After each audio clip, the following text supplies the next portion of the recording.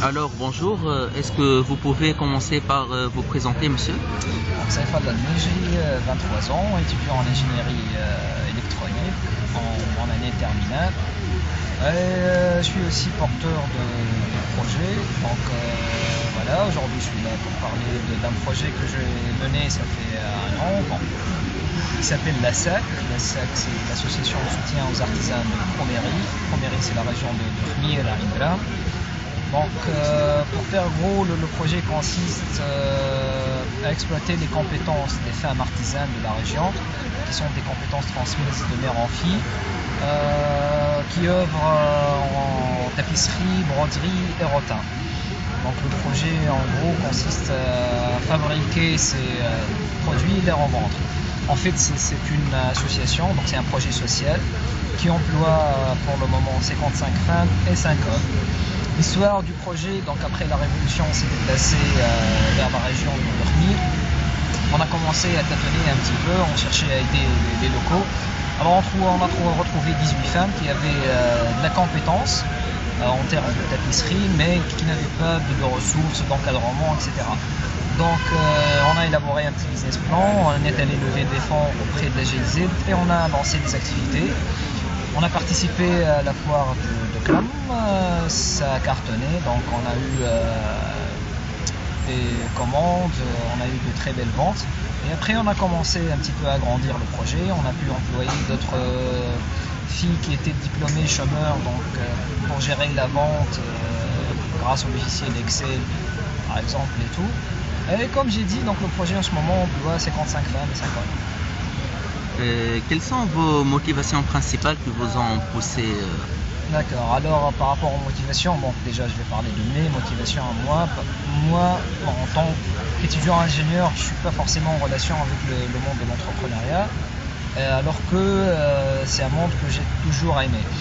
Donc du moment où on a cette envie d'entreprendre, on a un petit peu essayé de combiner les deux choses, donc d'aider les gens et d'entreprendre. Alors c'était ça la première motivation. La seconde motivation, c'était d'aider ces gens-là, mais non pas par charité. Parce que si vous allez donner, je sais pas, 1 million de dinars par exemple, ça va être dépensé et voilà, retourneront à la case départ. Donc l'idée en fait c'était de lever un projet social, de monter un projet social pour que ces gens puissent devenir autonomes. Et c'était les deux motivations qui m'ont poussé à faire ce projet. D'accord. Alors maintenant parlons un peu des problèmes rencontrés. D'accord, alors les problèmes rencontrés, c'était la jeunesse, bon, c'est pas forcément un problème, mais nous on l'a rencontré parce que avant de lever des fonds auprès de la GIZ, on a essayé de contacter quelques investisseurs ou hommes d'affaires tunisiens et après ils ne coûtaient même pas, c'est-à-dire on était une équipe de jeunes. Et du moment que vous êtes jeune, vous avez 22, 23, 24 ans, donc on vous écoute même pas. On ne lit pas votre plan, on n'écoute pas votre idée, c'est la porte qui vous attend, parce que seulement vous êtes jeune. Donc voilà, le fait d'essayer d'approcher les entrepreneurs à cet âge-là était un problème. Le second problème, c'était l'accès à l'information, parce que lors de l'élaboration du business plan,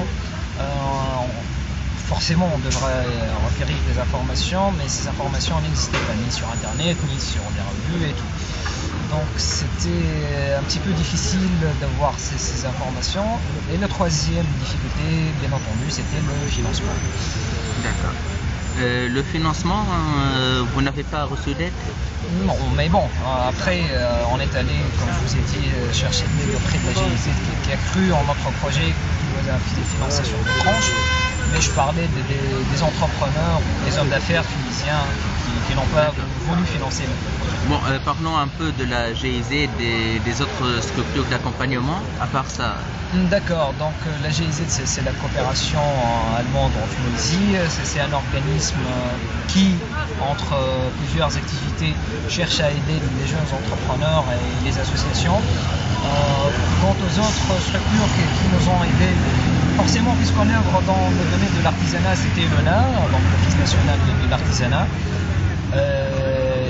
qui nous ont fourni un stand, une boutique à Tunis et tout. Et finalement, le CEPEX, donc pour l'export à l'étranger, c'est le programme d'export, l'organisme d'export au sein de Butica qui nous a un petit peu facilité la tâche pour exporter les produits donc, à l'étranger.